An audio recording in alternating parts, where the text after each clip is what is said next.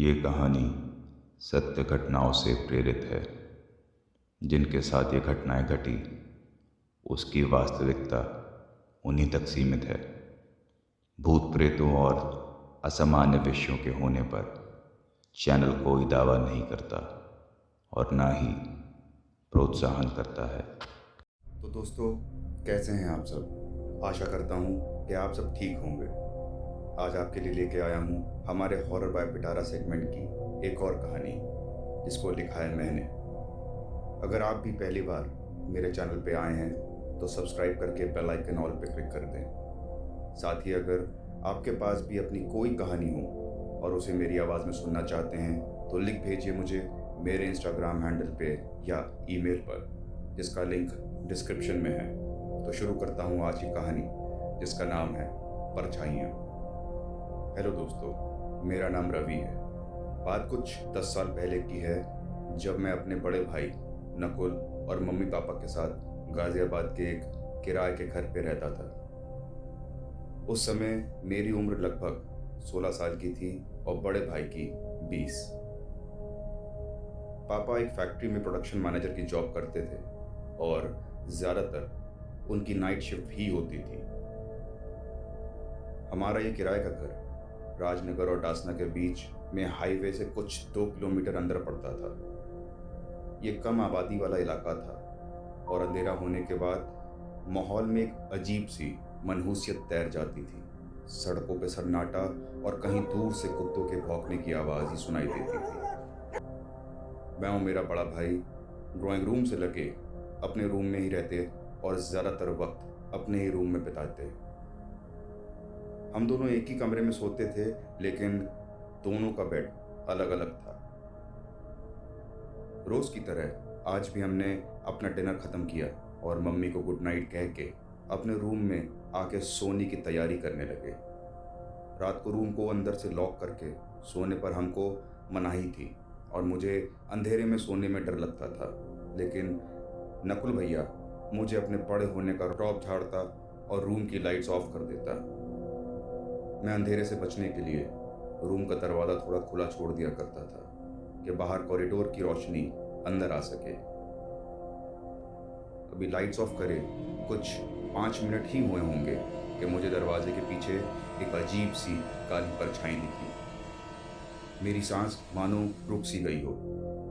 नकुल भैया अपने कानों में हेडफोन्स लगाए एफएम पर गाने सुनने में मग्न था। मैंने किसी तरह हिम्मत करके बेड पर लेटे लेटे नकुल भैया का हाथ दबाया।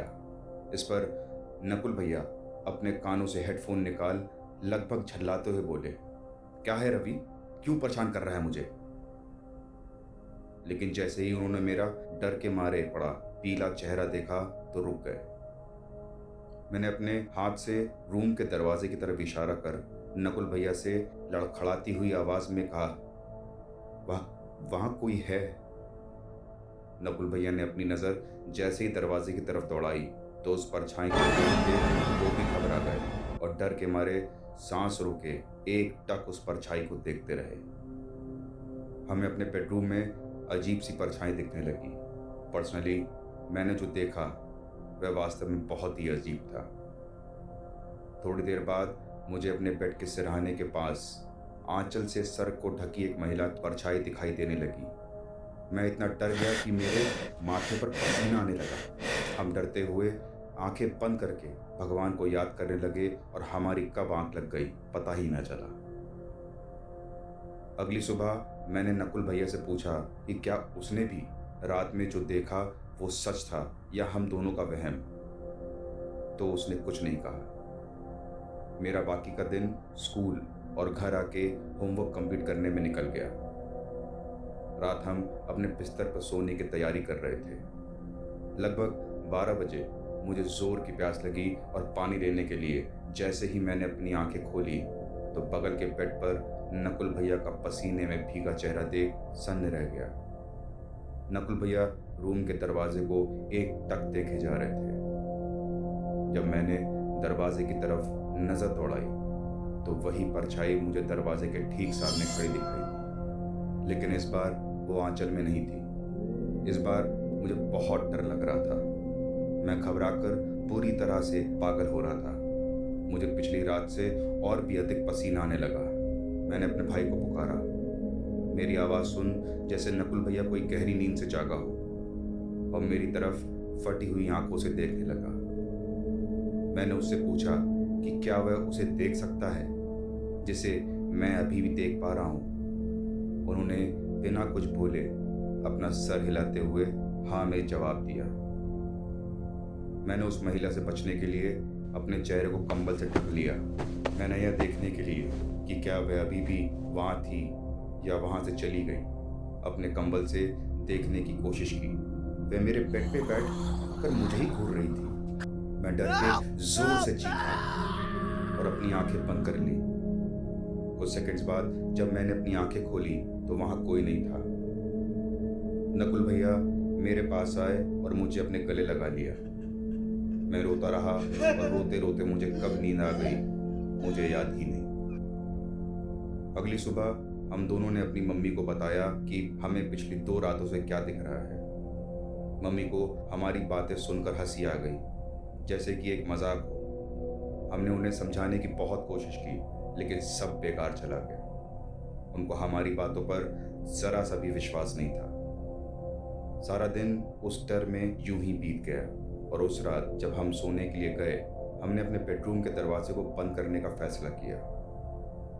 1 घंटे के बाद मुझे लगा कि कोई हमें देख रहा है। मैंने ये देखने के लिए अपना सर कंबल से बाहर निकाला। सच मानिए कि जो मैं आपको बताने वाला हूँ उसे सुन के आपको मेरी बातों पर विश्वास नहीं होगा, लेकिन यह 100% सच है। हमारे कमरे का दरवाज़ा पहले से ही आधा खुला था। मैंने अपने भाई को पुकारा। दरवाज़ा खुला देख वह भी डर गया। अब हम दोनों को बहुत डर लग रहा था। मुझे सबसे ज़्यादा डर इस बात से लगा कि मैंने देखा कि हमारे बेडरूम के दरवाजे पर 4 परछाइयाँ थीं और देखते देखते दरवाज़ा पूरा खुल गया और मुझे लगा कि मेरे चेहरे पर ठंडी हवा का झोंका आया। मैंने डर से देखने की जहमत नहीं उठाई और बस अपने कंबल के नीचे अपना चेहरा ढक लिया। पूरी रात यूं ही डर के साए में बीत गई। अगली सुबह हम दोनों ने इसे अपनी माँ को समझाने की कोशिश की, लेकिन हमेशा की तरह हमारे प्रयास बेकार हो गए। माँ ने फिर से हमारी बात को मजाक में लिया और बताया कि हम केवल चीज़ों की कल्पना कर डर रहे हैं। अगर यह हमारी कल्पना थी, ऐसा कैसे हो सकता है कि मेरा भाई भी रात में ऐसी डरावनी परछाई देख सके जो मैं देख रहा था, वो भी लगातार 5 दिनों से। 7वां दिन शुक्रवार रात के 12:10 वह सब फिर से शुरू हुआ। इस बार हमने दरवाज़ा बंद कर दिया था, लेकिन कुंडी नहीं लगाई थी, क्योंकि माँ ने हमें दरवाज़ा बंद करने से मना किया था, नहीं तो वह हम दोनों को डांटेंगी। कुछ 30 मिनट के बाद मैं पानी पीने के लिए उठा और दरवाजे को खुला पाया, लेकिन इस बार दरवाजे पर कोई परछाई नहीं थी। दरवाज़ा पूरा खुला था। हमारा ड्राइंग रूम हमारे कमरे से लगा हुआ था। मैंने कमरे से बाहर झाँका तो देखा कि वो परछाई ड्राइंग रूम के चारों ओर घूम रही थी, कभी टीवी को छूती तो कभी दीवार पे लगी हमारी फैमिली पिक्चर को। मैं सच में अब रोने लगा, क्योंकि मैं इससे बहुत डर गया था। जैसे ही मैंने अपने भाई को कहा, देखो वह परछाई, तो एकदम से वो परछाई पलटी और सीधा मेरे भाई को पकड़। उस परछाई ने मेरे भाई के पैर पकड़ लिए। उसी क्षण भाई ने जोर जोर से चिल्लाने लगा और उस आवाज़ ने मेरी माँ को जगा दिया।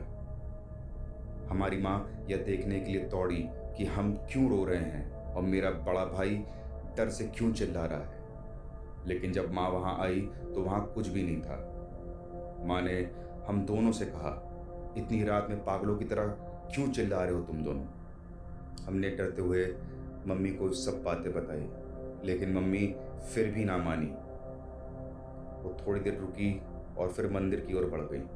जब वापस आई तो मंदिर के जल पात्र से हमारे कमरे और ड्राइंग रूम पर छिड़का और हमको समझाकर सोने के लिए बोला। अगली सुबह हमारे घर में हवन पूजा करवाया। उसके बाद फिर कुछ भी नहीं हुआ, सब खत्म हो गया। कुछ दिनों बाद हमने गाजियाबाद में ही कहीं और घर ले लिया और उस पुराने घर को छोड़ दिया। आसपास के लोगों से पूछने पर पता चला कि एक घर में आज से 5 साल पहले एक परिवार रहा करता था। शॉर्ट सर्किट की वजह से घर में आग लग गई थी, जिसमें पूरा परिवार जल के मर गया था। मुझे बस इतना ही कहना है, वे मेरे जीवन के सबसे बुरे दिनों में से एक थे और मुझे उम्मीद है कि मुझे फिर कभी ऐसा अनुभव नहीं होगा। बस इतनी सी थी ये कहानी। दोस्तों, आपको ये कहानी कैसी लगी हमको कमेंट करके ज़रूर बताइए। कहानी पसंद आई हो तो लाइक और शेयर ज़रूर करें, और अगर आप हमारे इस चैनल पे नए आए हैं तो चैनल को सब्सक्राइब करके बेल आइकन ऑल पर क्लिक ज़रूर कर दीजिए, ताकि हमारी आने वाली हर स्टोरी का नोटिफिकेशन आपको सबसे पहले मिले। तो मिलता हूँ जल्द आप सभी से एक नई कहानी के साथ। तब तक के लिए टेक केयर।